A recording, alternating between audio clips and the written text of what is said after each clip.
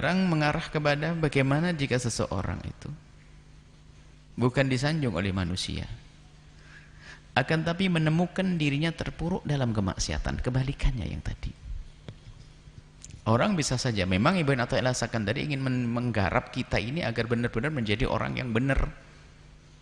Kemarin di saat orang menyanjung kepada kita dengan segala kebaikan yang kita lakukan, bagaimana sikap kita? Sekarang tidak. Kita makhlul khata' wan nisyan. Kita tempat lupa, lalai. Bahkan kita biasa dengan dosa. Maksudnya tempatnya orang melakukan dosa. Kita ini artinya hamba yang tidak maksum, artinya bisa saja melakukan dosa. Nah, bagaimana kita menyikapi dosa kita ini? Jelas, tobat itu jelas. Ada orang disanjung dengan kebaikan lalu terbang, hilanglah dia, hancur. Ada orang yang di saat melakukan dosa terpuruk dia. Maka Imam Ibn Athaillah Sakandari ingin narik kembali mereka. Yang disanjung agar tidak melambung, lalu dikembalikan kepada kenormalannya. Yang melakukan kehinaan kemaksiatan tidak terpuruk sampai dia putus asa, ditarik kembali untuk bisa kembali kepada kenormalan. Nah inilah fa idza waqa'a minka dzambun, hei hamba Allah, jika suatu ketika terjadi padamu sebuah dosa, fala yakun dzalik, fala yakun sababan, jangan sampai dosa yang engkau lakukan itu menjadi sebab liyaksika, keputusasaanmu, min khusulil istiqamati ma'a rabbik, dari keistiqomahanmu dengan Tuhanmu. Gambarannya ini adalah, kalau kemarin gambarannya orang yang dia belum beramal baik lalu berusaha beramal baik, setelah beramal baik ternyata datang sanjungan. Agar tidak terperosok dalam sanjungan, maka diingatkanlah Ibn Athaillah Sakandari dengan hikmah-hikmah yang sudah disebutkan. Sekarang seorang hamba dan kita ini semua melakukan dosa, pernah sesaat dosa dengan mata kita, sesaat dosa dengan telinga kita, sesaat dosa dengan lisan kita, sesaat dosa dengan tangan kita, dosa-dosa banyak kita lakukan. Karena kita sudah di jalan Allah, kita kan salik, pencari ridha Allah, murid.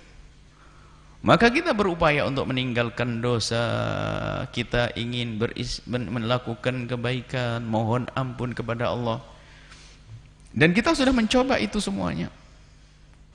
Akan tapi ternyata suatu ketika, inilah, kepleset. Innalillah, kepleset. Maka Imam Ibn Athaillah Sakandari mengingatkan, kalau ternyata kamu kepleset, ya jangan malah kamu terpuruk. Jangan sampai di saat engkau kepleset itu menjadikan sebab kamu putus asa. Karena pada hikmah sebelumnya itu kan disebut bahwasanya tanda-tanda orang yang baik akan dimudahkan Allah untuk kebaikan, maka di saat melakukan kemaksiatan itu artinya tidak ditolong oleh Allah dan sebagainya. Jangan sampai di saat seseorang sudah mulai hijrah dan beristiqomah di dalam kebaikan, kemudian suatu ketika kepleset lagi, jangan sampai mendengar bisikan iblis yang menjadikan dia putus asa, lalu nggak mau lagi istiqomah dalam kebaikan. Setan akan membisikkan begini, nah kan, kamu ingat enggak hikmah-hikmah sebelumnya? Kalau kamu bermaksiat begini, tandanya tobatmu kemarin nggak diterima. Itu setan membisikkan. Buktinya kamu terjerumus lagi. Kalau memang begitu, ngapain pun tobatmu tidak diterima? Artinya apa? Di dunia kamu sudah meninggalkan kesenangan sekarang, di akhirat kamu tidak diampuni juga, kan percuma. Mending kamu senang-senang di dunia, sama paling tidak untung di dunia, biarpun di akhirat kamu tidak untung. Nah ini kan bisikan setan. Setan membisikkan, coba sekarang kamu lihat, kamu sudah tobat-tobat, tidak diterima, kan kepleset buktinya kamu. Berarti kamu di dunia sudah nggak di dunia kamu tidak bisa bersenang-senang bebas seperti saya, kata iblis ini.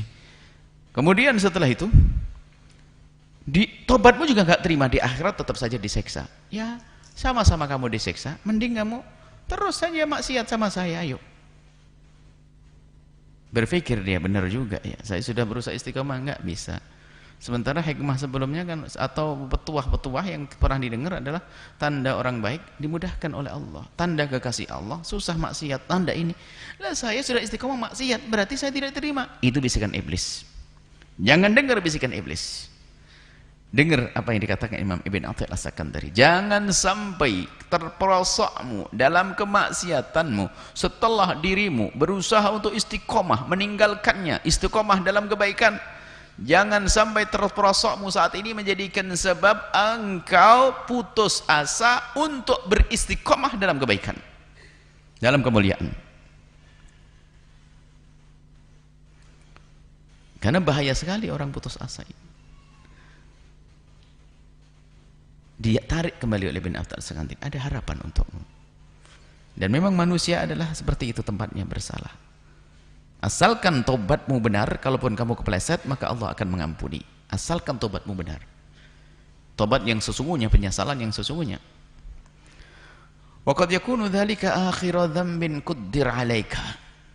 Bisa jadi dosa yang kamu lakukan saat itu adalah akhir dosa yang engkau lakukan. Diiming-iming oleh Ibn Athi'illah As-Sakandari agar bergegas menuju pertobatan. Bahkan sebesar apapun dosa yang dilakukan seorang hamba, jangan putus asa dengan kepada Allah. Allah Maha Pengampun, sangat luas dengan pengampunannya. Jangan sampai berkata sudah terlanjur banyak dosa, percuma. Jangan ngomong begitu, ketahuilah pengampunan Allah lebih luas daripada dosa yang dilakukan seorang hamba, dengan catatan hamba itu rindu, mengharap, mau datang kepada Allah untuk memohon maaf. Nah bisa jadi, nah inilah agar ini dimotivasi, agar tidak putus asa. Bagaimana Ibn Athi'illah memotivasi? Bisa jadi dosamu ini adalah dosa terakhirmu. Terakhir bagaimana? Setelah itu akan ditolong oleh Allah, dicatat engkau tidak akan dosa lagi. Percaya dengan omongan Ibn Athi'illah As-Sakandari. Kepleset lagi dia, diseru. Bisa jadi ini yang terakhir, kemarin belum terakhir, ini terakhir, ini beneran. Artinya berharap bahwasanya itu dosa terakhir itu tetap harus ada, supaya berharap maafnya pun juga terus. Bahkan jangan sampai ada lintasan dia akan melakukan kemaksiatan lagi, karena itu menunjukkan kalau dia tidak serius dalam bertobat. Jadi merasakan bahwa itu dosa terakhir itu memang dibarengin dengan penyesalan, saya tidak akan melakukan lagi, ya Allah itu dosa nggak bener, haram aku, terus itulah merasakan itu dosa terakhir. Ya, kalau nanti kepleset lagi ini babnya beda, namanya manusia, sesaat lupa, lalai, syahwat segala macam. Yang nggak bener adalah dia beristighfar dengan lesannya, diam-diam pikir dan hatinya merencanakan dosa lagi. Ini adalah istighfar dusta, bukan itu. Maka dia masih mengatakan nanti ada dosa lagi setelah ini. Kenapa? Ada perencanaan di hatinya. Maka kalimat dosa terakhir ini diyakini karena memang dia tobat. Ya Allah, astagfirullahaladzim, tapi aku takut terjerumus lagi. Enggak, itu dosa terakhirmu sudah aman. Meyakini itu penting, sehingga dia menyesal dengan sesungguhnya. Kemudian bersama berjalannya waktu, kadang dia lupa dengan dosanya yang kemarin, kepleset lagi, manusia. Ada seseorang ngadu kepada Rasulullah, ya Rasulullah, aku melakukan dosa, apakah ada pengampunan? Ada, tapi aku sudah berusaha untuk meninggalkan, kepleset lagi, apa yang harus aku lakukan? Kau minta maaf lagi. Iya Rasulullah, aku minta maaf dan serius aku menyesal, tapi berjalan waktu aku lupa lagi, kepleset lagi, minta maaf lagi. Sampai kapan ya Rasulullah? Sampai kau bosan baru Allah tidak memaafkan. Tapi bukan main-main dengan dosa, bukan. Dia menyesal dengan sesungguhnya. Karena orang itu terjerumus itu bermacam-macam cara. Kemarin terjerumus dengan cara ini, bergaul dengan kawan baru terjerumus dengan begini, terjerumus. Biasanya itu kalau sudah orang bertobat itu maksiatnya itu berbeda, bukan maksiat yang serupa. Kalaupun maksiatnya serupa, sebabnya beda, begitu. Bukan dengan sebab yang sama. Kalau sebab yang sama itu ada tanda kalau dia nggak tobat. Dia kepleset dalam misalnya zina di tempat itu dengan orang itu dengan cara beginilah. Lah kok terjerumus lagi begitu? Berarti dia mendekati tempat itu dengan orang itu dengan cara itu, berarti bohong itu tobatnya. Makanya kalau orang tobat itu biasanya dosanya berbeda yang dilakukan. Kalau dosa yang sama itu tentu biasanya sebabnya berbeda. Yang memicu untuk melakukan maksiat itu berbeda, bukan sama. Nah, ini tanda ketulusan. Baik, sudah benar-benar bertobat, tapi kepleset lagi. Jangan mau mendengar bisikan setan yang mengajarkan untuk putus asa. Seperti setan itu sudah putus asa, nggak ada harapan kok dia. Nah, kemudian bisa jadi dosamu itu dosa terakhirmu. Lah begitu. Meyakini itu dosa terakhir itu maksudnya semangat kalau dia ingin meninggalkan. Dosa terakhir tidak. Maksudnya terakhir apa? Aku gak akan melakukan lagi. Harus ada begitu. Kata dosa, kalimat dosa terakhir ini tidak ada maknanya kecuali memang dari sang pendosa itu yang ingin berhenti menyesali kejadian tersebut. Artinya kalau memang begitu kisahnya diampuni oleh Allah. Atau maksudnya dosa terakhirmu praktis, bisa jadi saat kau bertobat saat itu serius lalu dicabut nyawamu, berarti kau meninggal dalam keadaan sudah bertobat. At-taibu minadz dzambi kaman la dzambalah, dosa masa lalumu dihapus semuanya oleh Allah. Beruntung saat itu. Nah, ini makanya jangan sampai putus asa dan menunda pertobatan. Coba kalau ternyata tidak tobat, mati dalam keadaan belum tobat, akan hadir itu dosa-dosa menemani di saat berada di alam barzah, belum lagi nanti di saat dibangkitkan di padang mahsyar akan membebani perjalanannya dan akan menjadi tersiksa lalu tersendat kepleset di neraka jahanam di saat menyeberang sirat. Tapi kalau sudah tobat nih, jadi dua-duanya menguntungkan, hanya bedanya yang kedua cepat mati. Dan semua orang harus sadar akan kematian itu, bahwasanya ia bisa datang sewaktu-waktu. Enggak pakai pesan. Kadang pakai pesan, sakit iya ada tanda-tanda, tapi tidak tanda-tanda, banyak orang meninggal dunia. Maka beruntung sekali kalau dia sudah menyesali dosanya, bertobat, kok kemudian meninggal dunia.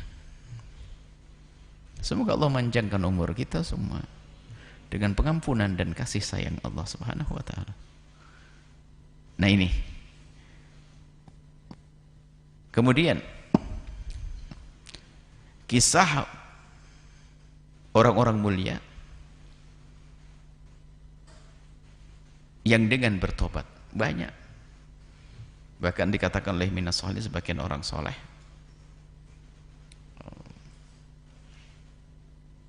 ada hubungannya dengan hikmah sebelumnya.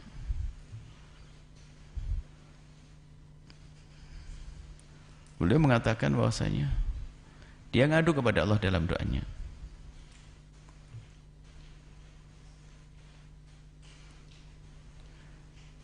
ikrar ta'atuka tajurruni ila maksiatika wa maksiatuka tajurruni ila ta'atika. Ini dalam munajat kelas tinggi ini. Kalau dibaca sepotong saja ini gimana ini? Ketaatanku kepadamu ya Allah telah menarikku menjadi bermaksiat, dan kemaksiatanku kepadamu ya Allah telah menarikku untuk melakukan ketaatan. Abul Abbas Al-Mursi ini mengatakan, artinya begini, kalau hikmah sebelumnya yang kita bahas itu ketaatan kepada Allah telah tajurruni ilal maksiyah, dia melakukan ketaatan banyak ternyata menjadi ujub, nah kan, nah ini yang harus diwaspadai. Dia melakukan kebaikan tapi setelah itu menjadi sombong, ujub, berbangga, wah ini berarti taatnya kepada Allah, ya Allah. Jadi dia mengikrar, ya Allah, alangkah banyaknya ketaatanku kepadamu telah menarikku kepada kemaksiatan. Aku bisa berbuat baik kepadamu ya Allah, ternyata disanjung orang saja saya sudah terbang ya Allah, menjadi aku sombong seolah ini semua dariku. Nah, artinya ketaatannya menarik dia untuk bermaksiat, menjadi bermaksiat. Dibarengi dengan tetesan air mata dan berkata, wa maksiatuka tajuruni ila ta'atika, dan dosa-dosa yang pernah aku lakukan ya Allah telah menjadikan aku bisa menitikkan air mata dan bertobat, lalu menjadikan aku semakin baik. Bukan ini artinya kita harus melakukan dosa agar kita melakukan taat atau tidak. Ini ikrarnya seorang hamba di hadapan Allah yang memang dia di antara dua ini, hikmah sebelumnya ini dan hikmah setelahnya yang dikatakan oleh Bandi. Bahwasanya kadang seorang hamba itu dengan ketaatan bisa saja dia terpleset dalam ujub, kesombongan. Iblis sombong, terkutuk sepanjang masa bahwa wastakbara, sombong karena kebaikannya. Dia ahli ibadah. Kalau iblis itu diborong dua-duanya. Kalau hamba Allah ada yang di saat melakukan kebaikan dia terjerumus dengan kebaikannya masuk wilayah ujub. Ada lagi yang bermaksiat, dia putus asa, nggak berharap lagi pengampunan dari Allah, maka terjerumus. Ini manusia satu. Kalau diambil dua-duanya kacau. Iblis ini yang mengambil dua-duanya. Dia ahli ibadah, tidak ada sejengkal tanah yang diciptakan oleh Allah kecuali pernah dilakukan untuk sujud. Cuman ini sujudnya, ibadahnya yang banyak ini telah menjadikan dia sombong. Maka di saat disuruh sujud kepada Nabi Adam alaihissalam, dia nggak mau, aba wastakbar. Dia tuh mikir bagaimana aku yang sudah punya prestasi ibadah banyak, suruh sujud sama Adam yang baru diciptakan. Ini nggak ini hitungannya bagaimana ini? Berarti apa? Ibadahnya yang banyak menjadikan dia sombong tadi. Berarti inilah ta'at tajurru ilal maksiyati. Sudah begitu dia ditegur begitu, mestinya kan tobat. Enggak, putus asa. Makanya iblis itu merangkap dua dosa. Kalau Nabi Adam bapak kita, maka manhaj kita tuh manhaj abawi. Anaknya Nabi Adam ya ikut Nabi Adam, bukan ikut iblis. Kalau melakukan kesalahan jangan banyak berhujjah, langsung katakan nah rabbana zalamna anfusana la lam taghfir lana wa tarhamna lanakunanna. Ini la tarhamna in zalamna anfusana, langsung mengaku ya Allah rabbana, ya Allah zalamna anfusana, kami telah berbuat zalim lah ini. Tapi iblis diambil semuanya. Maka dari itu ayo kita mengambil saripati daripada hikmah sebelumnya dan kita gabungkan dengan hikmah hari ini. Ayo waspadalah di saat dirimu berada di dalam segala kemudahan di dalam kebaikan. Jangan sampai hal tersebut menjadikan dirimu sombong atau ujub,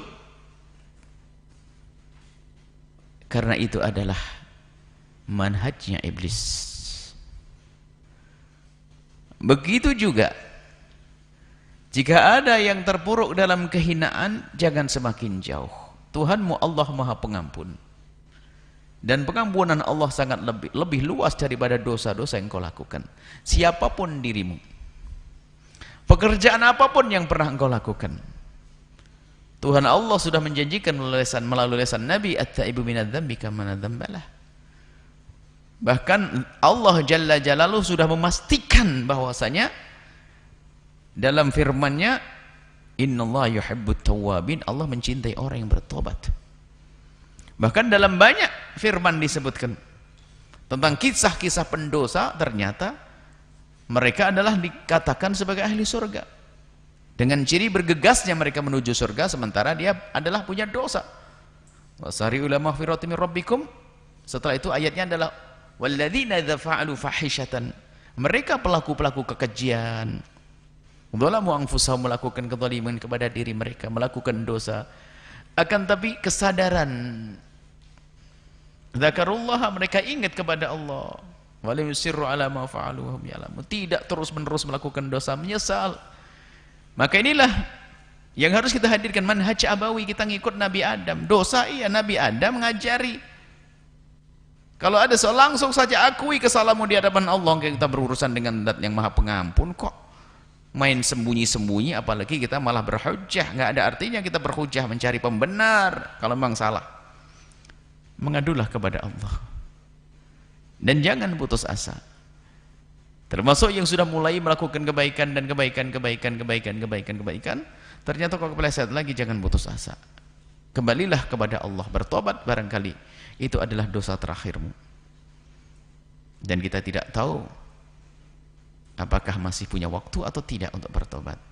Kalau punya waktu, alhamdulillah. Kalau sudah tidak, sudah bertobat, maka diampuni oleh Allah Subhanahu wa ta'ala. Ini yang bisa kita hadirkan dalam kesempatan ini. Semoga Allah Subhanahu wa ta'ala menjaga kita semuanya di saat kita bisa melakukan kebaikan apapun, baik dengan perilaku kita, lisan kita, Ilmu kita jangan sampai itu menjadikan kita jauh dari Allah. Dan siapapun yang terpuruk dalam kemaksiatan, bergegaslah menuju Allah, jangan tunda esok hari. Karena bisa jadi itu adalah dosa terakhirmu. Berharaplah terus kepada Allah yang Maha Pengampun. Dan kembalilah. Allah sangat senang dengan hambanya yang bertobat. Ajib. Allah sangat senang dengan hambanya yang bertobat. Lebih senang, cuman ini hanya sekedar menggambarkan. Adapun senangnya Allah itu bukan berubahnya rasa, itu bukan. Senang Allah disebut, kalau makna senang dan kasihnya Allah dinisbatkan kepada Allah adalah suatu makna yang khusus bagi Allah Jalla Jalaluh. Melebihi daripada senangnya seseorang yang hilang ontanya dan bersama ontanya itu makanannya di padang pasir. Makanannya itu tiba-tiba lari hilang. Wah, ini padang pasir, mati saya. Onta pergi, makanan nggak ada. Capek dia baring, di saat tidur melek, ontanya ada di depannya. Gembiranya kayak apa ini? Itu loh. Ini hanya sekedar memberikan contoh agar kita paham makna kegembiraan sebagai manusia. Tapi bagi Allah bukan gembira seperti kita, tidak. Maksudnya gembiranya Allah itu, senangnya Allah itu ridho. Ridho kepada hambanya yang bertobat. Dan memang Allah Maha Pengampun, maka jangan ragu, jangan tunda untuk bertobat. Semoga Allah mudahkan kita untuk beramal baik dan menjaga dan menerima amal kita, dan semoga Allah mengampuni segala kesalahan kita dan dosa kita, dan semoga Allah memberikan kepada kita keistiqomahan dalam kebaikan dan keistiqomahan di dalam meninggalkan kemaksiatan. Wallahu a'lam bishawab.